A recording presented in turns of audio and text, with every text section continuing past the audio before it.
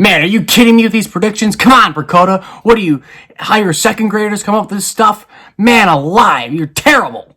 Alrighty, guys. So you see the screen. Yes, I'm going to be going over and giving you my opinion on these PECOTA, I think is how you say it, PECOTA baseball predictions. First, shout out to the day. We got 3 of them.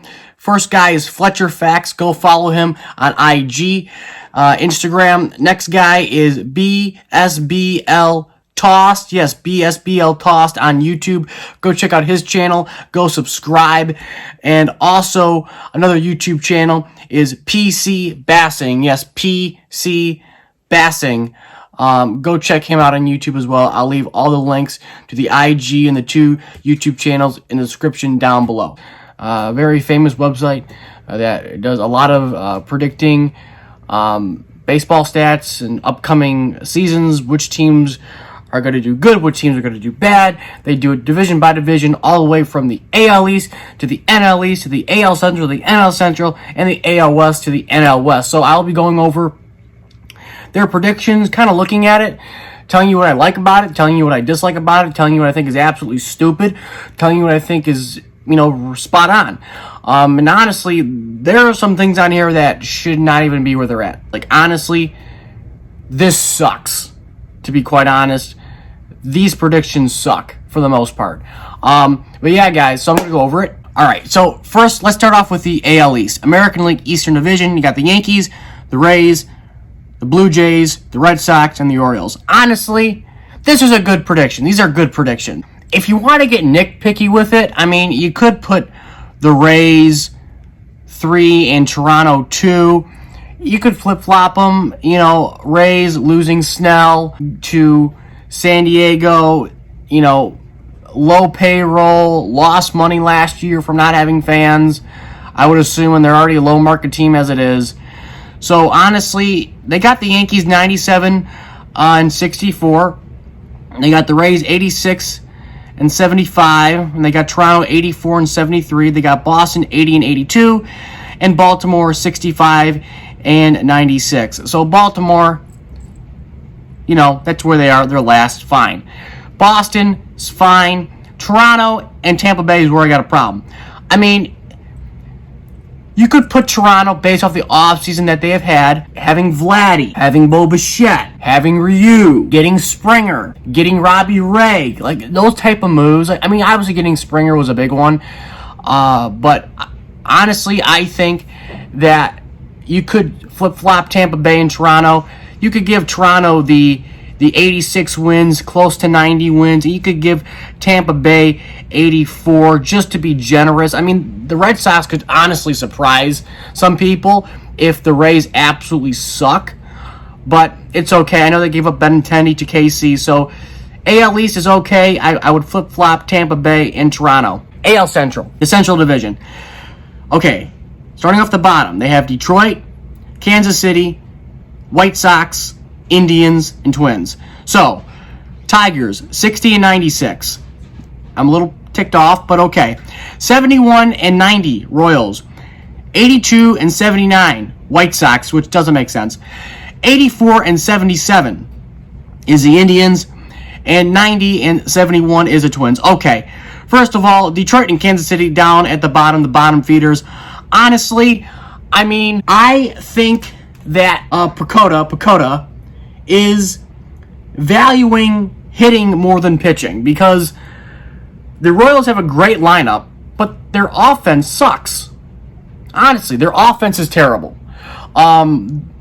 Detroit's offense is bad. It sucks as of now, and Detroit's rotation has the potential to be very, very good. A lot of young guys: Casey Mize, Skubal, hopefully Matt Manning. Michael Fulmer's coming back, hopefully. Jordan Zimmerman's out of the picture. He's in Milwaukee. He's going to screw up in Milwaukee. That's fine. So the point is that Detroit and Kansas City, you could flip-flop them. Detroit could be better just based off of their starting pitching. If their really young starting pitching does good, if Casey Mize does really good, if Skubal does really good, if Matt Manning comes up and does really good, guys like that, they got Fulmer. So if you get those young starting pitchers to come up and do really good, Matthew Boyd having a bounce-back season, a left-hander. So I think Detroit and Kansas City could switch. But when it comes to the Indians, God, they should not even be in second. What are you thinking? They're obviously valuing hitting more than pitching here because, okay, now, if you look at the White Sox and the Indians' rotation comparatively, here's the White Sox starting rotation. They have Giolito, Keuchel, Lance Lynn, Dylan Casey, and Carlos Rodon. Now, this is not bad. I mean, Giolito is predicted, according to Roto Champ, whatever. Giolito is predicted to be 12-9. Keuchel 10-8. Lance Lynn 12-10. Casey 6-11. Rodon 8-7. Okay, so the top three guys got all winning stats according to Roto Champ, but I know that it's different here when it comes to the Cleveland Indians. Now, with the Indians, they have Plesac, good. They have Shane Bieber, good. Other than that, I don't know. Honestly, they ain't got nothing. Indians should not even be near second place. They should be. I'd be fine if they put them fifth, and I'm not just saying that. I'm saying that because, honestly, what do the Indians have? Jose Ramirez? Offensively, and that's about it. That's about it. Lindor, gone. Carrasco, gone. Fire sale, happening. Changing their name to God knows what, happening. Don't know. Indians are in a total tanking right now, okay? So, the Indians, why they got them in second place, God knows why. I think they honestly value hitting more than pitching in this scenario. Because if you look at the other stuff, I mean, if they value, I don't know what they value, honestly, more. I can't, it looks like hitting more than pitching in some areas, then it looks like pitching more than hitting others. Because if they valued hitting more than pitching, then Kansas City would be above Cleveland.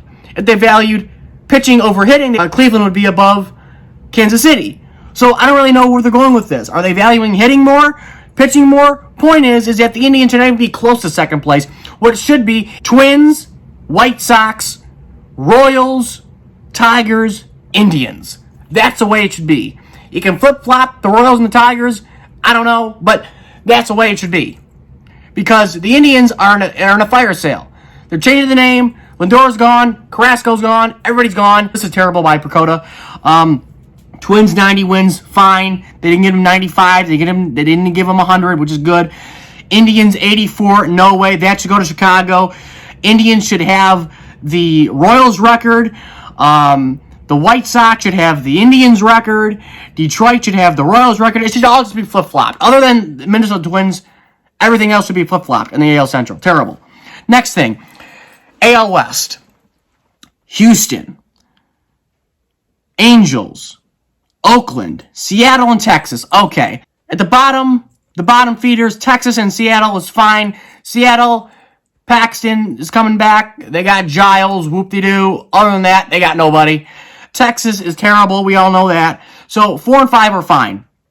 Now, the problem I have is that Oakland and the Angels should honestly be flip-flopped because the Angels have nobody in that starting rotation. Nobody. I know the Athletics, they don't have Randy Johnson in their rotation or Kurt Schilling or anybody like that. I understand that. They don't have superstars in there. But the point is that, you got to give Oakland credit. You have to give Oakland some credit. They have made the playoffs. They have won that division. They have won the wild card. Whatever. They have done it. They have made the playoffs. It seems like for the past 10 years, it seems like they're always in the playoffs. Although they get kicked out in the wild card round. The point is they're always in the mix. Why do they have them outside of the playoff race? Honestly, I don't know why. Why do they have them a game above 500 at 81 and 80? Don't know why. Angels 86 and 75. Honestly, 86 and 75. Come on. Who in that starting rotation do you know is good? Honestly, let's take a look. Andrew Heaney, Dylan Bundy, Quintana, Cobb, Canning, and Ohtani. So Ohtani is 50-50. Dylan Bundy is okay. Quintana's okay. Cobb is okay. Andrew Healy's okay. And the thing is, according to Roto Champ, which might be different, but according to this website, they got everybody with a losing record in the Angels rotation, but yet PECOTA has them in second place. So I don't understand. I mean, I know this may be different for different websites. Maybe I'm not looking at the right thing, but when I looked up Angels starting rotation, that's what I looked up. These are the website that I'm using to look at how their rotation is going to be set up. Comparing the wrong websites to each other and comparing the rotations with the records. I know that may be my error, but the point is that there's no way that the Angels are in second place with everybody in their rotation having a losing record. That is ridiculous. That should be like third, fourth, according to that rotation. Terrible. Honestly. Houston's fine. I'm glad that I give them like 100 wins. That would be ridiculous. Oakland, you got to give them 86 wins. Can you flip-flop Oakland and Los Angeles?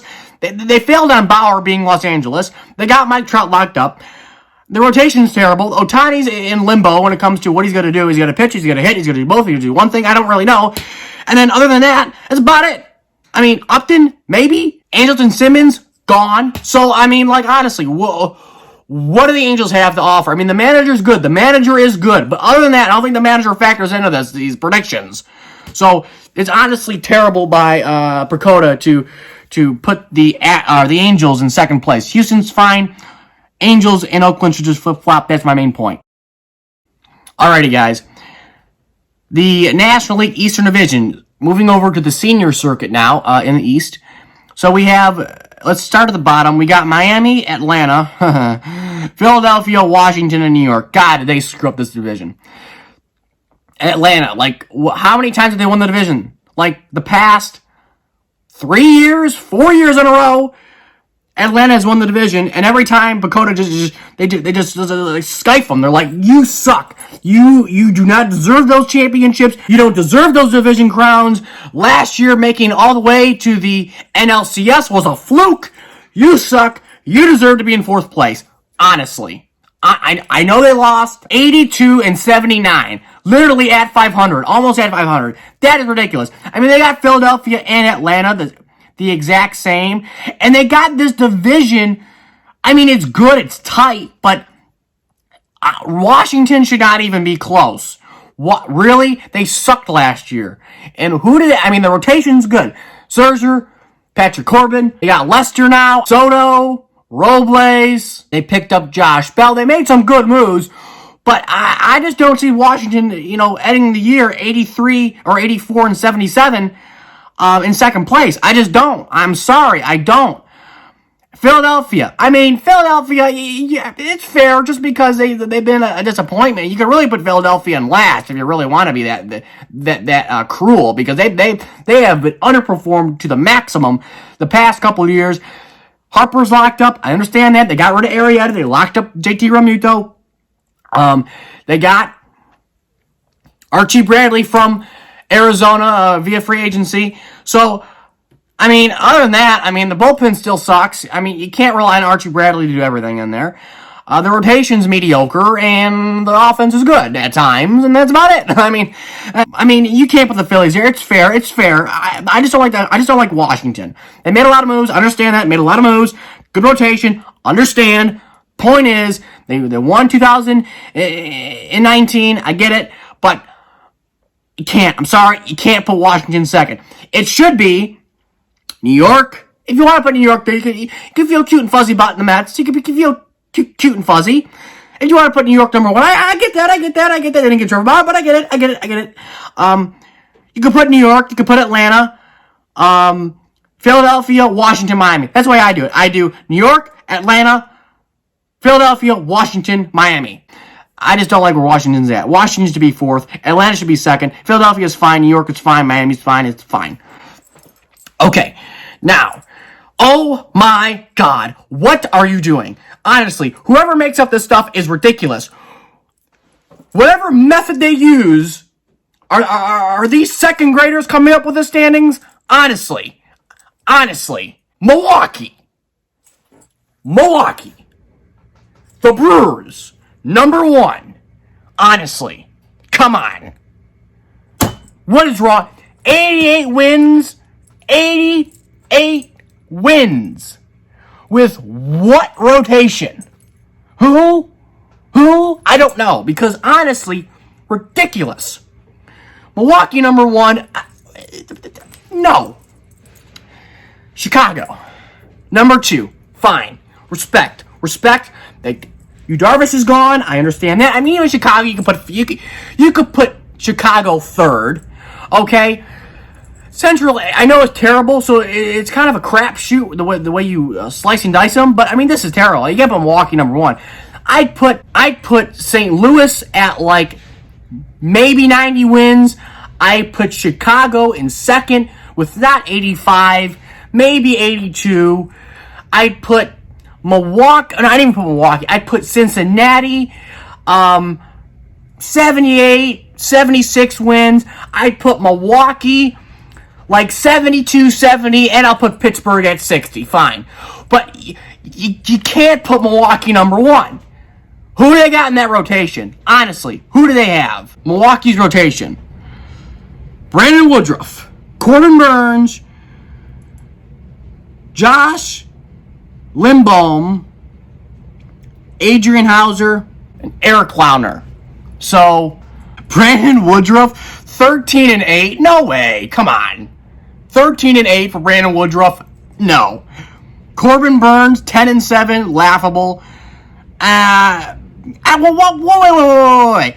Why is everybody in the Brewers rotation have a winning record?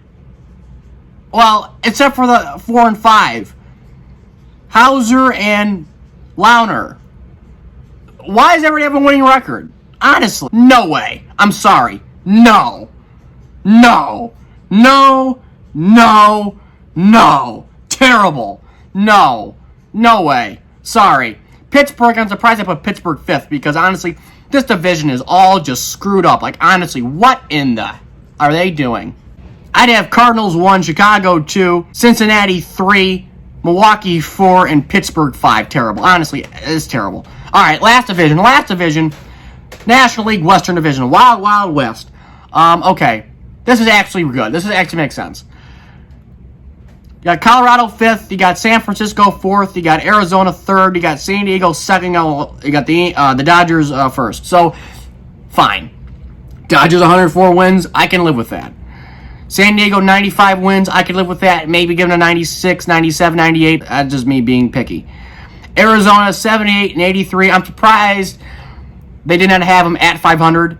I'm actually glad they did not have them at 500. But just based off these standings, I'm surprised they didn't put Arizona in 2nd at this point because that Central Division was terrible. Arizona 78 and 83. Giants 75 and 86. And Colorado 60 and 101.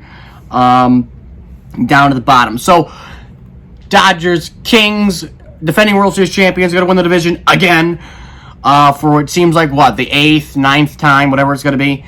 You got the Padres, 2nd place, 95 wins. I'm glad they got them over 95 wins, or at 95 wins.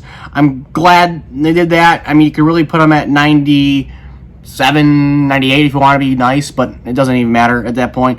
Arizona got rid of some guys. Robbie Ray's gone. Bradley's in Philadelphia.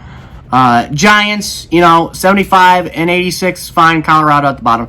Honestly, the National League West, if they screwed that one up, then I'd have a real problem and honestly would not take anything they say seriously. Because you cannot screw up that division. You have to be like you're 2 years old or something.